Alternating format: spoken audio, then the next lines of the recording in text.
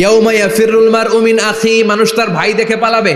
আমি নিজের সাথে মিলালাম, আমার ছোট ভাইকে দেখে আমি পালাবো?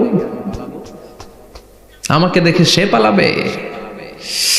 ওয়া উম্মিহি ওয়া আবি, যেই মায়ের পেটে 10 মাস আমি ছিলাম, যে মা আমি না ঘরে না গেলে ঘুমায় না, আমি না খেলে মা খেতে চায় না, আমার জন্য আমার মায়ের প্রাণ, আমার মায়ের জন্য আমার প্রাণ, কত ভালোবাসাবাসী। ওই মা আমাকে দেখে চিনবে না, আমি নাকি আমার মাকে দেখে চিনব না।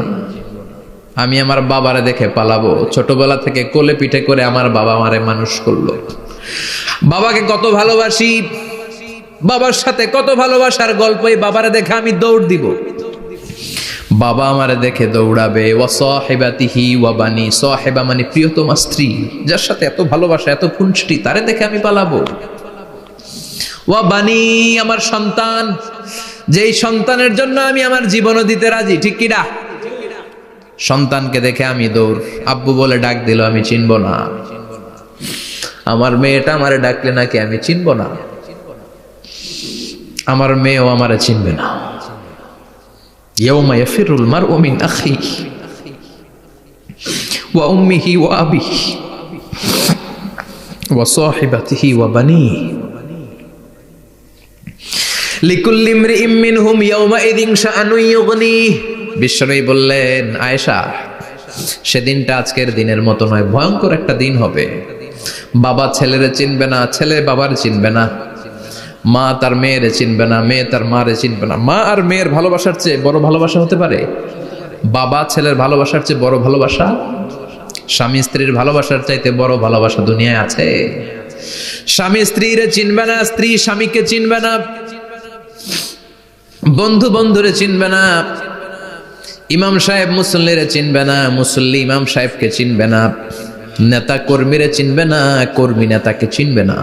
আমরা সবসময় বিপদে আছি, তবে 4টা কাজ করলে আমাদের বিপদকে কাটিয়ে দিবে কে? আল্লাহ। ঈমান আনতে হবে কার উপর? জোরে বলেন। ঈমানের পথে অবিচল থেকে আমার মরণ যেন হয়, ঈমানের পথে অবিচল থেকে আমার মরণ যেন হয়। তোমারই কাছে মিনতি আমার, তোমারই কাছে মিনতি আমার, মহামহিম দয়াময়, ঈমানের পথে অবিচল থেকে আমার মরণ যেন হয়। পড়েন আমিন। চমৎকার দোয়া হয়ে গেছে না? ঈমানের পথে অবিচল থেকে আমার মরণ যেন হয়। আবার পড়েন আমিন। তো যেই ইসলামী সঙ্গীতগুলোর, নাশিদগুলোর কথামালা সুন্দর, এগুলো আপনারা গাবেন, এগুলো হৃদয়কে টাচ করে। যেগুলো হৃদয় থেকে লেখা হয় এগুলো হৃদয়কে টাচ করে, যেগুলো হৃদয় দিয়ে বলা হয় এগুলো মানুষের অন্তরে যে টাচ করে, ঠিক কি না? বিশ্বনবী যা বলতেন হৃদয় থেকে বলতেন, প্রাণ খুলে বলতেন, প্রাণ থেকে বলতেন, যেটা মানুষের হৃদয়কে টাচ করত। আবার বিশ্বনবী কথা বলতেন কম, কিন্তু এটার অর্থ ছিল ব্যাপক। বিশ্বনবী বলতেন, উতিতু জাওয়ামিউল কালিম, আমাকে আল্লাহ তাআলা জাওয়ামিউল কালিম দিয়েছে। বিশ্বনবী বলতেন অল্প, বলতেন অল্প, কিন্তু এটার অর্থ, ব্যাখ্যা, বিশ্লেষণ ভলিউমের পর ভলিউম হয়ে যায়, কিন্তু ব্যাখ্যা শেষ হয় না। সুবহানাল্লাহ। আবার বিশ্বনবী বলতেন, নুসিরতু বিররাবি মাসিরাতা শাহর, আমি যে এলাকায় দাঁড়িয়ে থাকি এলাকার ডানে বায়ে সামনে পেছনে 1 মাসের দূরত্বের রাস্তা পর্যন্ত ওই জায়গায় কোনো কাফের দাঁড়িয়ে থাকলে আমার ভয়ে তার অন্তর থার থার করে কাঁপে। ভয় দিয়ে বিশ্বনবীকে আল্লাহ তাআলা সাহায্য করেছেন। 1 মাস ডানে বায়ে সামনে পেছনে 1 মাসের দূরত্বের ভেতরে যদি কোনো কাফির মুশরিকদের আন্ডা বাচ্চাও থাকে, যত দূরেই থাকুক, বিশ্বনবীর ব্যাপারে তার অন্তরে ভয় আর ধুকধুকানি শুরু হয়ে যায়। সুবহানাল্লাহ পড়েন। এজন্য আমরা বিপদ কাটাতে পারবো না যতক্ষণ না ঈমানদার না হতে পারি। পাক্কা ঈমানদার হতে হবে। ওয়ালা তালবিসু ঈমানাহুম বিযুলমিন, তোমাদের ঈমানকে জুলুমের সাথে মিশ্রিত করো না। জুলুম মানে শিরক, শিরকের সাথে আমাদের কোনো সম্পর্ক নাই। ঈমান হতে হবে পাক্কা ঈমান। ঈমানের সাথে যদি শিরক ঢুকে, ওটা কি পাক্কা ঈমান হয়? খালিস ঈমান হয়?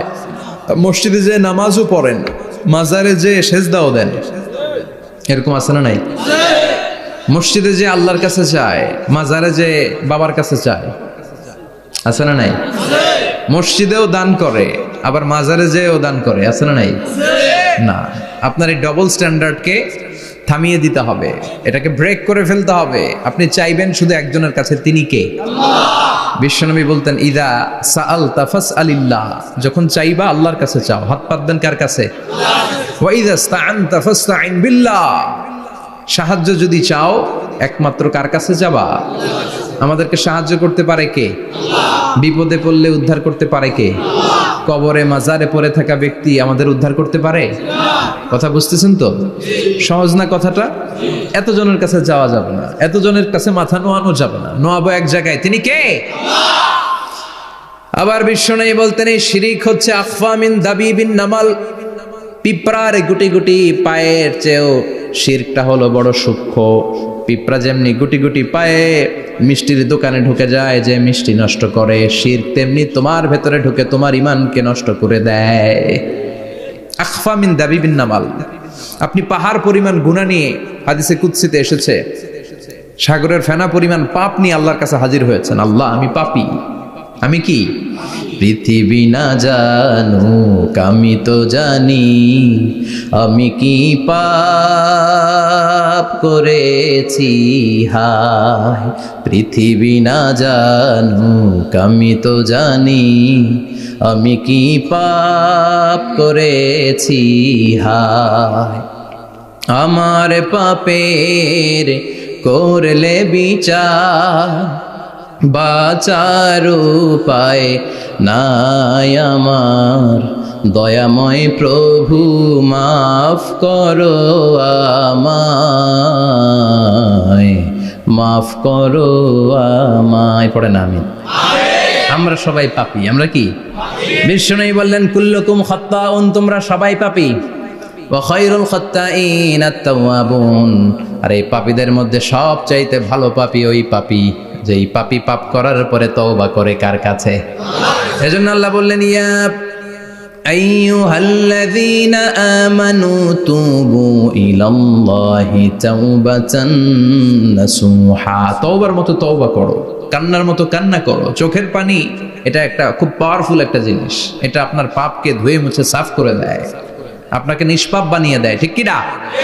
তো এই বিশাল পাপের বোঝা নিয়ে, পাহাড় পরিমাণ গুনাহ নিয়ে কিয়ামতের দিন যদি আল্লাহর কাছে আপনি হাজির হয়ে যান, ওই পাপের মধ্যে যদি শিরকের পাপ না থাকে, মানে কোনো মাজারে যে সেজদা দেন নাই, বাবার কাছে যান নাই, কোনো মাজারে মানত করেন নাই, মাজারে লাল শালু দেন নাই, মোমবাতি দেন নাই, আগরবাতি দেন নাই, মাজারে মুরগি মানত করেন নাই, এই পাপগুলো করেন নাই, অনেক পাপ আপনার আছে, কিন্তু শিরকের পাপ নাই। কোন পাপ নাই? আল্লাহ বললেন, হাজার কোটি পাপ নিয়ে, পাপের বোঝা নিয়ে, পাহাড় পরিমাণ অন্যায় নিয়ে, গুনাহ নিয়ে যদি আমার সামনে আসো, আর এই গুনার মধ্যে যদি শিরকের কোনো গুনাহ না থাকে, তাহলে আমি আল্লাহ পাহাড় পরিমাণ দয়ার ক্ষমা নিয়ে তোমার কাছে হাজির হয়ে যাব। সুবহানাল্লাহ। এজন্য শিরকের সাথে আমাদের কোনো সম্পর্ক নাই। এই শিরক করলে তার মাফ নাই।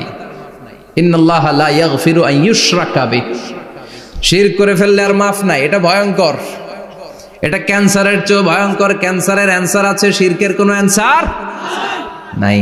লা ইন আশরাকতা লা ইয়াহবাতান্না আমালুক, যদি তুমি শিরক করো, তোমার রোজা, নামাজ, হজ, যাকাত, জিকির গুলারে বাতিল করে দিবে কে? এজন্য শিরকের সাথে আমাদের সম্পর্ক আছে। এত ওয়াজ আমরা করি, তারপরে অনেক জায়গায় ছবিতে দেখি যে মহিলারা যে মাজারে সিজদায় পড়ে থাকে। এজন্য এটা ছড়ায় দিবেন, এই মাহফিলের কথাগুলো এই যে রেকর্ড হচ্ছে, এগুলো ছড়ায় দিবেন। গণসচেতনতার দরকার আছে। এই যত আমরা ট্রাই করে যাব, একটা সময় দেখবেন আমাদের এই সকলের একসাথে প্রচেষ্টার ফলে এই শিরক নামক ভাইরাস বাংলাদেশ থেকে আমরা বিদায় করে দিতে পারবো। চিল্লা এখন, ঠিক কিনা? এজন্য আমরা বিপদে আছি, তবে ইমানদার, শিরক ব্যতি রেখে খালেস ইমানের যদি অধিকারী হয়, আমাদেরকে বাঁচিয়ে দিবে কে? দুই নম্বরে ওয়া আমিলুস সলিহাত, কি বলছে মনে আছে তো? ইমান, ইমান আনলে বেঁচে গেলাম। আরেকটা কি? আমিলুস সলিহাত, নেক কাজ, ভালো কাজ। ভালো কাজ শুধু জিকির করার, নামাজ পড়া নাকি? না, আপনি কাউকে পরামর্শ দিলে এটাও ভালো কাজ। ঋণ দিবেন, ঋণ দিলে আপনার মর্যাদা বাড়ায় দিবে কে? অভুক্তকে খাওয়াবেন, বিপদে পড়লে সাহায্যের হাত বাড়িয়ে দিবেন।